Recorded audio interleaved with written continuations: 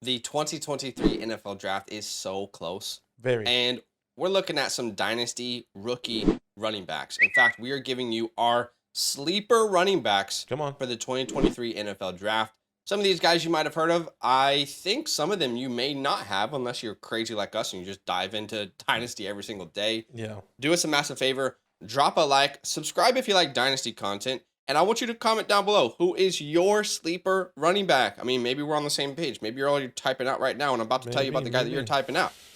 Okay, I'll go first. We're going to give two each. For me, this is my favorite sleeper of the year, and I know Badake agrees as well. Yeah, but 100%. Going through the scouting process, I just kind of fell in love with this player's game on film. That is Israel Abanikanda. And if you guys want to know how to actually pronunciate the last name, because I've heard someone say Abanikanda. That's not it.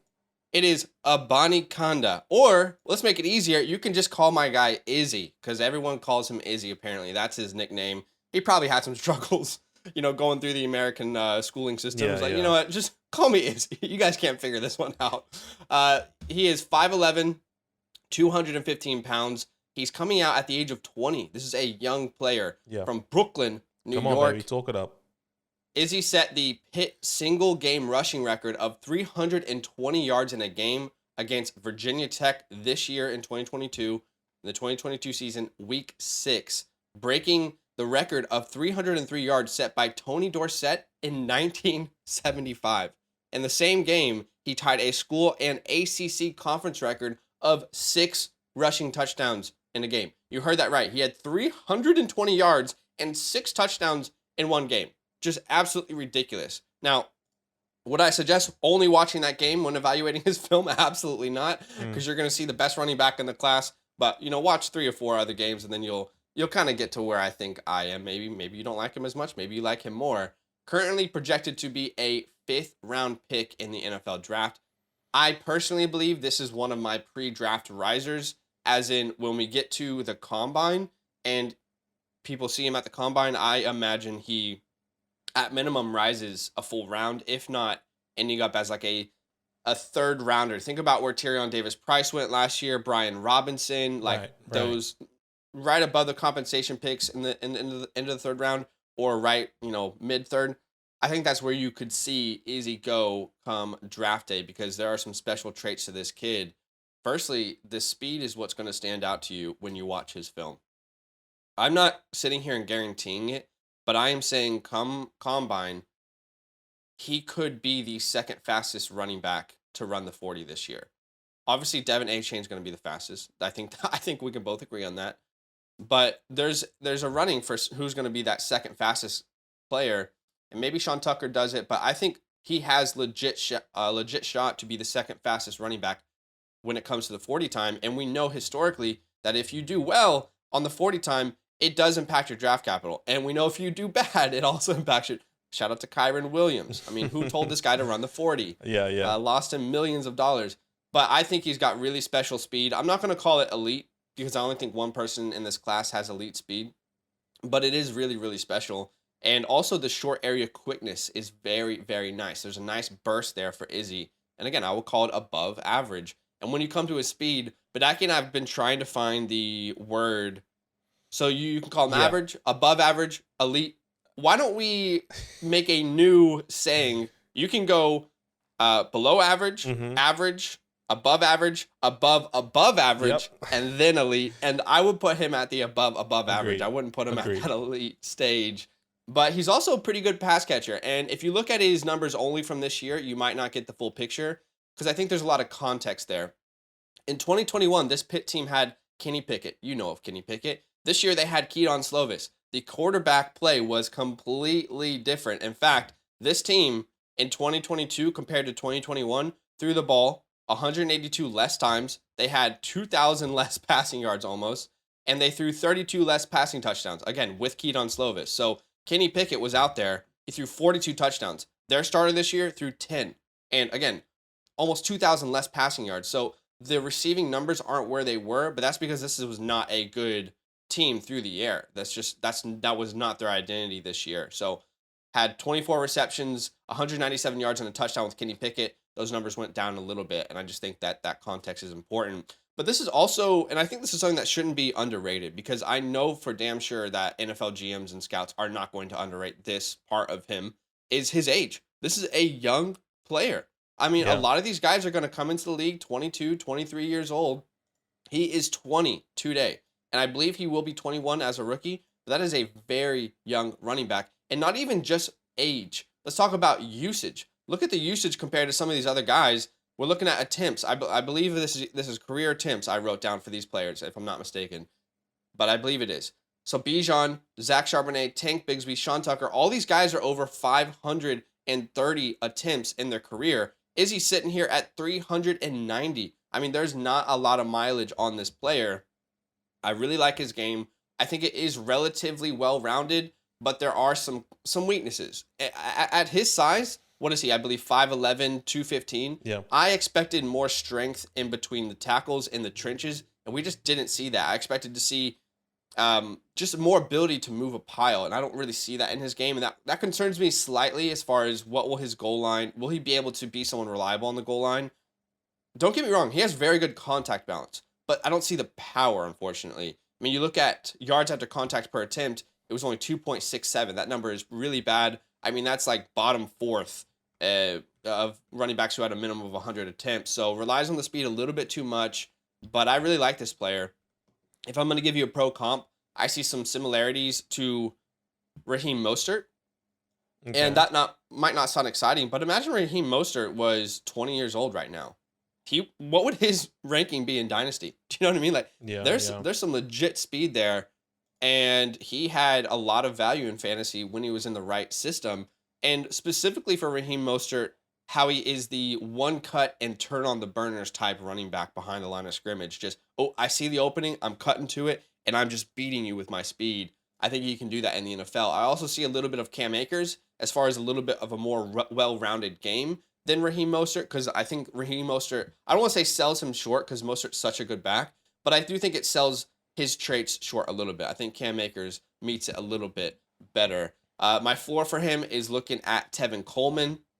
So when I look at a projected role for this player, I'm thinking a potential starting running back with a rotational floor. At minimum, Izzy will have, in my opinion, a rotational floor in the NFL, meaning he will be a part of a rotation. He will have opportunities. Now, will that be Khalil Herbert opportunities? Will that be Jerick McKinnon opportunities? Will that be Tony Pollard? You know, there's a range of outcomes there, but big explosive back, good in the open field. I think he has an opportunity to really establish himself in the NFL if it's the right system. And I expect him currently, because again, right now, he's not going very high according to NFL draft analysts and NFL mock drafts. And I think for any position, running back maybe the most, you can make an argument that landing spot and draft capital is one of the most important factors. Yeah, 100%. So I imagine him going mid second round to mid third round. Like, that's a very wide range of outcomes. But if he does what I think he can do at the combine, I imagine him being a mid second round pick, right where the Tank Bigsbys of the world are. But if he doesn't perform well at the combine and he doesn't get the pre-draft hype and he ends up as a 6th or 7th, 5th round pick, yeah, he's probably going to go mid third. So we'll have to wait and see. But to me, this is a player who could step in day one and contribute to an NFL team.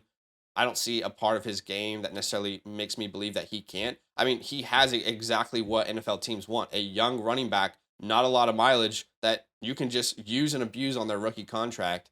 And if we're looking at team fits, I really fell in love with this fit recently, which is the Minnesota Vikings. I'm saying round 3, pick 88. Let's see what Minnesota ends up doing with Dalvin Cook this offseason. I've heard whispers from, Viking, Minnesota pages or communities, right, or people on Twitter, that they could be looking to get out of the contract this year. And it's not a very big dead cap hit. It's very doable. I think it's around $5 to $6 million to get out of the rest of that contract, which I think it's $12 to $10 million for the next 3 years that they would have to pay him. So there's a chance that they do move on from him. Or maybe he even restructures his contract just like we saw Zeke do, right? Or as he plans to do. Yeah, he's trying to do. Yeah. Yeah.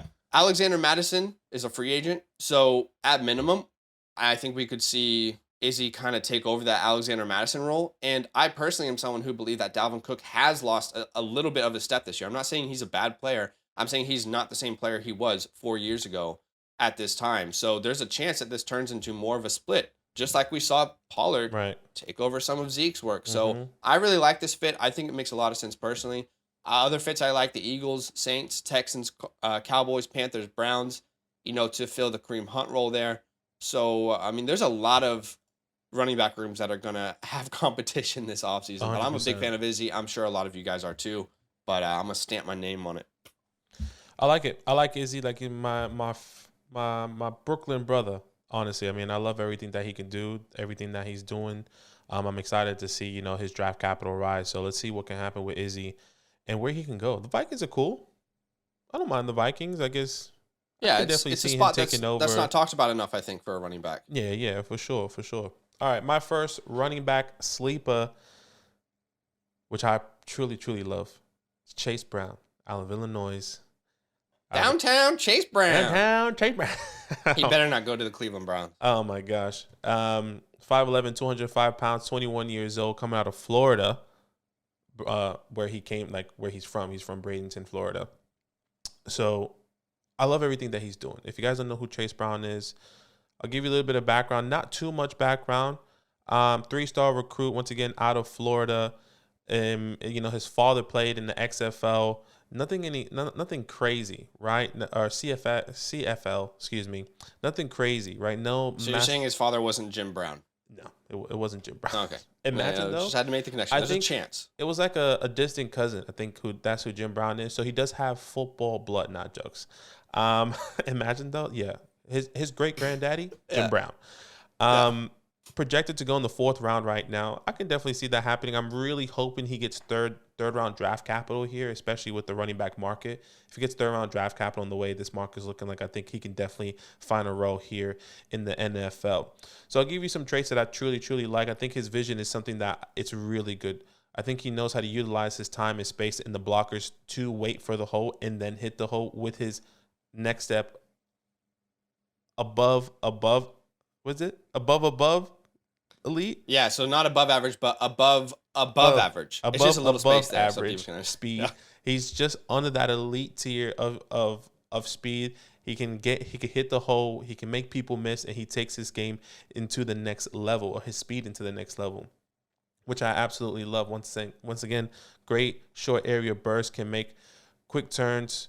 Loves to get onto the edge and then create that space for him that I really like from Chase Brown as well. And then the yards after contact. He is 7th in yards after contact amongst running backs in college and 4th in missed tackles amongst running backs in college. That's a minimum of 100 attempts, right? So I think he has the ability to take his game to the next level, hopefully, and depending on where he can go. He is a great pass catcher as well.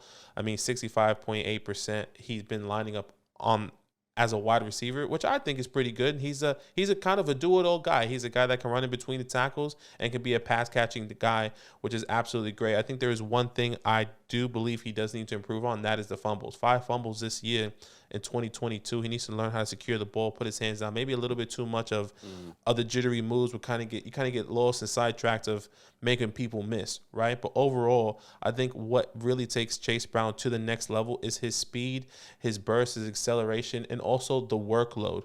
Okay, I mean, this is a guy that literally got like Derrick Henry numbers, 329 attempts. And you're telling me this guy is 5'11", 205 pounds. He was worked to the ground, 21 years old, so he knows how to carry a workload. So whether you are looking for somebody that can get 200-plus attempts, like 329 attempts is kind of absurd, right? You probably That's actually, I looked it up the other day just to add, that is 2nd in all of college football this year out of 600-plus running backs. It's absurd. The usage rate was ridiculous. How much work he's got. So I think the workload and the expectation of maybe what he can do has been taken to the next level and has been skewed on the opportunities he's gotten. So don't come in and expect that he can handle Derrick Henry workload. Come in and expecting he can handle, maybe 150 attempts, 150 to 200 attempts, nothing near 300 and nearly 30 attempts on the ground for a guy that's 5'11", 205 pounds that's going to be transitioning to the NFL, right? Another thing is that his height and his weight actually is what concerns a lot of people. A lot of people don't really like how big he is, but you know, I've kind of seen success with some of these guys that are a little bit smaller, under 210, I would say, because right now he's 205. Maybe he does gain 10 pounds. They always say you gain 10 pounds when you get into the NFL. Hypothetically, maybe he can get to 215. Maybe he takes his game to the next level. But I think right now the weight, we can wait and see the official weight once we get into the NFL Combine and kind of understand where he runs there, and he kind of his measure comes out, right? But overall, I think he is a fantastic guy. Once again, projected to go in the 4th round. And right now, the players comps that I have for him are kind of some relevant players now. I think the ceilings right now and the workload and the opportunity that he can get is what Tony Pollard has gotten this year. I think that feels really comfortable. I do believe he can take that workload to the next level, because I do believe he can handle the workload. I don't expect him to get nearly 330 attempts, but he can take his work to the next level and be the bell cow if he really wanted to. And then the floor, it's kind of like what Devin Singletary is. He's not going to be the home run hitting guy every week. He's not going to be somebody that's going to come in and change your game, but he could be a pass catching guy where he gets 9-8 targets on the ground one week and then comes in and scores 20 something points, right? A couple touchdowns. That's kind of the projected role I see him going to, and being a role player on a team. One thing I have been reading and have been seeing is that they're going to put him in this slot where being a 3rd down back, where I personally kind of puts him in a box and they don't really utilize his best ability. But I can kind of see it, and I will understand if that does happen. I'll be okay with that. So I just want to keep that thought process in mind for everyone to understand. My expectation is that he can take it to the next level, but I'll actually still really be happy if he does get that Tony Pollard role, right? Sure.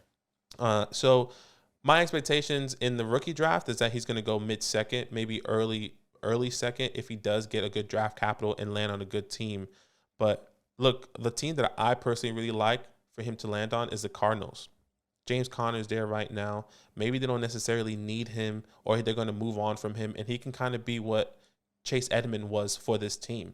Kyler Murray is going to be there is DeAndre Hopkins going to leave? Hollywood Brown's coming back. Hopefully, maybe Kyler Murray is not back, obviously, by week 1, but they're going to get this guy integrated to help protect Kyler Murray as well, to help get dump-off passes from Kyler Murray and be a guy that can kind of extend plays and be in this versatile offense that Kyler Murray loves to use his legs. So if he can scramble and get some extra yardage, I think that is fantastic. So Chase Edmonds, Devin Singletary, Tony Pollard type of mold, I think they all kind of fit his body size and weight. So that feels really comfortable. Yeah, so 3rd round here to the Arizona Cardinals. Other fits I like the Rams. Maybe he goes behind Cam Akers if he does get some sort of 50-50 role. The Falcons, I think he could potentially, in my opinion, he does rank higher than Tyler Algier from last year. And then the Chicago Bears. Khalil Herbert's there. So maybe Khalil Herbert and Ebner is there, so it kind of gets a little bit more jumbled, and I think that's probably not the best landing spot for him, but I can definitely see him being a rotational guy, because I don't think Khalil Herbert is going to be the main focus. So I can definitely see him becoming the RB2 there and beating Ebner to that RB2 spot. So I like Chase. Once again, I can see him taking his game to the next level. But at the same time, I'll actually be really happy with him having that 3rd round role, that pass catching back, kind of what Tony Pollard has, got into in the past couple years. So I love Chase Brown and everything that he can do personally. Yeah, let's see. Downtown Chase Brown, Brown. my second sleeper. Bijan Robinson, right, guys? Mm-hmm. You ever heard of that guy? Mm-hmm. Bijan Robinson. Yeah, he plays for Texas. He's a running back. Maybe you guys heard about him. I don't know. Well, he's got a friend in the backfield with him, and his name is Rashawn Johnson. Roscoe Johnson. Yeah, but I can keep calling him Roscoe. I don't know if he would like that or not. But I have no idea. Let's just call him Roscoe, sure. But a little background: he is a mammoth of a man. Could probably send me to the hospital by just giving me a high five. 6'2", 223. He's coming out as a senior, a little bit of an older back. He's 21. He'll be 22, I believe, as a rookie. 4-star recruit. He is from Texas, and he played at Texas. Currently projected to be a 4th rounder. That surprised me. I was surprised how he was projected to go ahead of some of these other guys. I don't know that he gets 4th round draft capital. I'm not If sure he does, why. Yeah. that's great. But to me, this feels more of like someone that you have outside of the top 10 of your running back rankings, who goes in like the 4th round of a rookie mock draft. So we'll see. I mean, if he actually gets 4th round draft capital, he definitely will find his way into the 3rd, if not early 3rd. I think you could see happening. But as far as who he is as a player, let me tell you something. Don't expect speed. Okay, we don't got the speed. Don't expect burst. We don't got the burst. We The ain't there patience, yet. the vision and patience, it's okay. Yeah, like it's okay. We got something to work with there. Lateral movement, don't expect quick feet. Don't expect these quick moves to make people miss. He really lacks lateral ability and agility.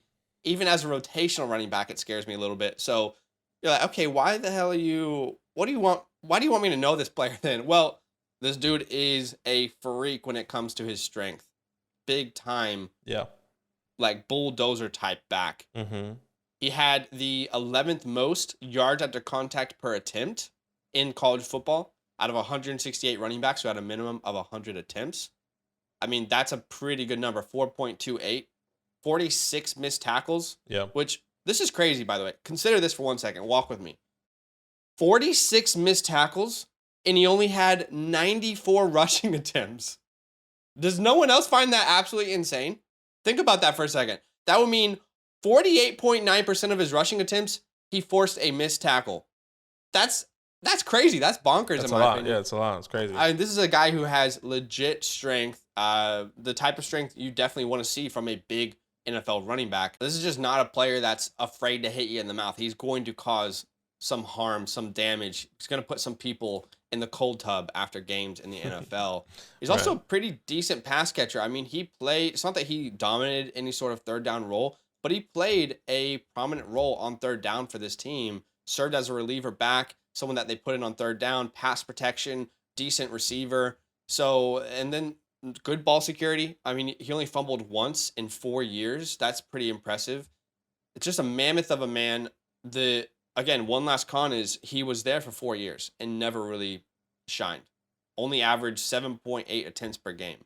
So this is not a player that we have seen some sort of massive workload, unfortunately. But when I look at like a pro comp for this player, I'm saying absolute ceiling. So again, don't crucify me for 1 second, because I'm saying the absolute ceiling would be like a Ramondre Stevenson type player. And by the way, Ramondre Stevenson was not a pass catcher coming out of college. That was not the role he played at all. In fact, it surprised a lot of us that he grew into that role. He had 18 receptions the last year in college. Rashawn has 14. So this isn't some crazy, don't be in the comments being like, you kidding me? He's nowhere near the pass catch. I mean, Ramondre was not a pass catching running back coming out of college. Right. If you look at a floor, I would say like a Latavius Murray, a Hassan Haskins. Mm-hmm. I'm projecting him to be a short yardage bruiser running back with rotational upside. I don't see a scenario in which he becomes the guy in an offense, but with someone at that size, your opportunities and like what you have to do to prove yourself is a lot less. And I don't mean that to be disrespectful, but I didn't like Brian Robinson coming out. I didn't think he was a very good athlete or elusive, but he was a big body who was strong, and he was given a lot of opportunities. I mean, come winter, when winter is there, you could see a lot of teams, like they typically do, lean on the run, and maybe he develops a good role during that part of the year. I expect him to go late 3rd, early 4th in rookie mock drafts in Dynasty. I don't think that changes, but it could, and I think he could produce day one. Again, similar to how Ramondre stepped in and kind of carved a role out for himself. I think you could see Roscoe do the same. So again, maybe I made him sound too underwhelming. I don't know, but I really do like this player.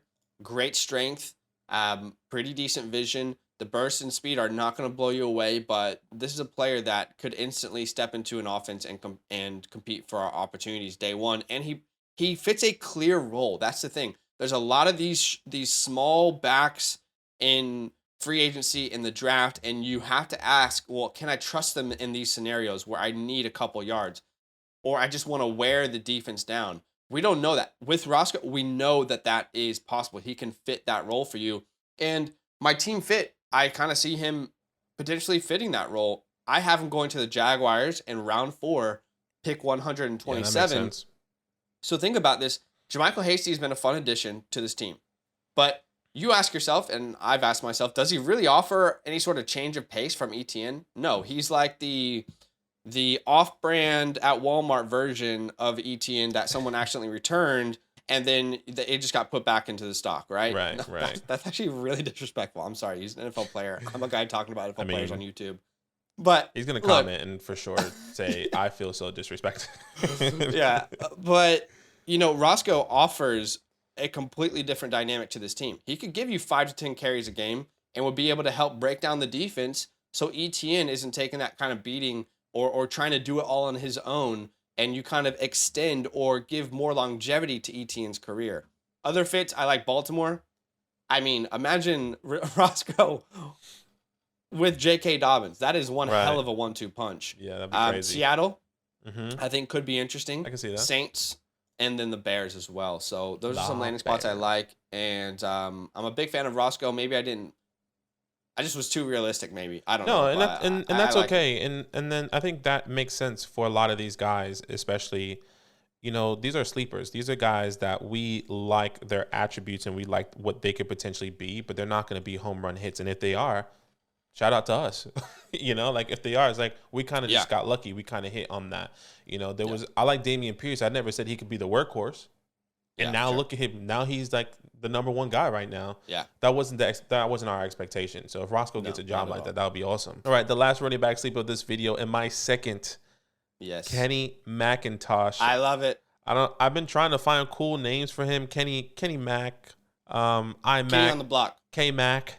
I don't know. I want to think of like Microsoft names, but you're trying to do. You mean Apple? Because Apple. Macintosh. That's what I meant to say. Macintosh. I mean, I don't know. Disrespectful to Apple. We got to figure out. You could do the Big Apple. Imagine he goes to New York. Oh gosh, the Big Apple. Little Apple. Maybe. 6'1", 210-pound senior, 22 years old, coming out of Georgia, playing with the Georgia Bulldogs.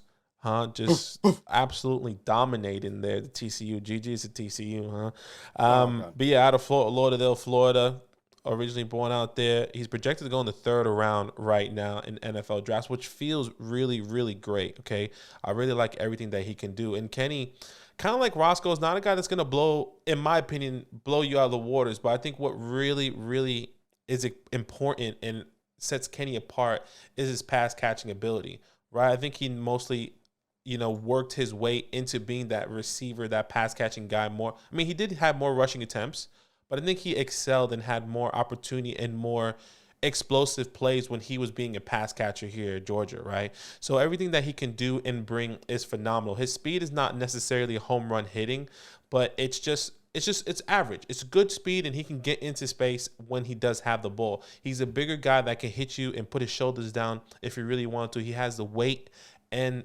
the mindset of trying to get those extra yardage, which I really, really like. So he's a high running back, right? A high level running back, which is kind of the same thought process as some of these running backs that I am comparing him to later on.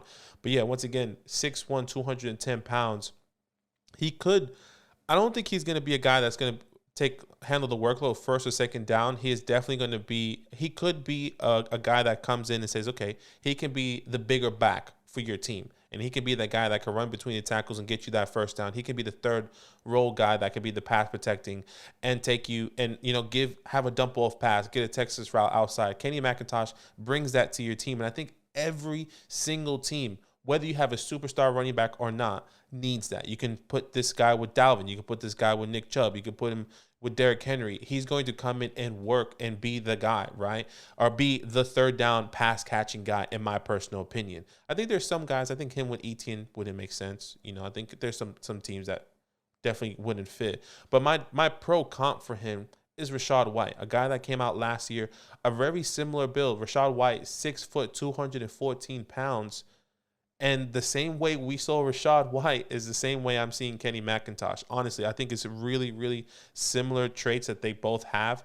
And they can take that work into the next level. We saw that with Rachaad White coming into this year. We saw Lenny had the regression, and then he was kind of take the rollover and had more playing time, had more opportunity as a runner and a pass catching back. So I think that's really exciting for Kenny being, hitting that ceiling potentially. And that's a very low ceiling in my personal opinion. So I just want to keep that realistic.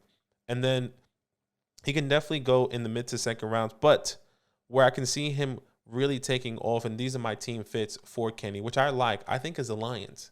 DeAndre Swift is there. Even though he's a pass-catching guy, we saw what Jamal Williams was. Does Jamal re-sign or does Jamal walk? They get him in the third round. They don't have to pay him too much money. And Kenny McIntosh, I'm saying. And then he is that kind of big-body bruiser on their team, even though he doesn't necessarily have a weight that maybe Jamal Williams has, right? And I love that he can catch the ball, he can protect the pass, and then take it to the next level there for the Lions. Other teams I like are the Panthers, depending on who they get, right? Maybe they have Chuba Hubbard and they make Deontay Foreman walk. And the Bears, once again, another team that I like, another bigger guy that could be a pass-catching back that I like. So, look, Kenny McIntosh, I love.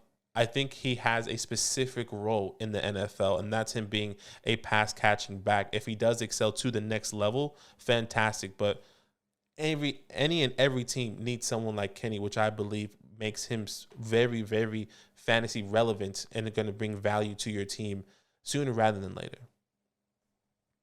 Yeah, I'm a big fan of Kenny as well, so I can see where you're coming from on that one. That is it for today, guys. Do us a favor. Why don't you let us know what you think about these sleepers? Comment down your sleeper in the comments below. Like the video, subscribe, and we'll see you in the next one very soon. Yo, what's good? Thanks for watching. We got a lot more videos. A lot more. If you want more videos. Watch it. You can also subscribe. Right now. If you want to. You need to. And lastly, don't forget that you can sign up to support the show and get exclusive content by going to patreon.com/FantasyLandFam.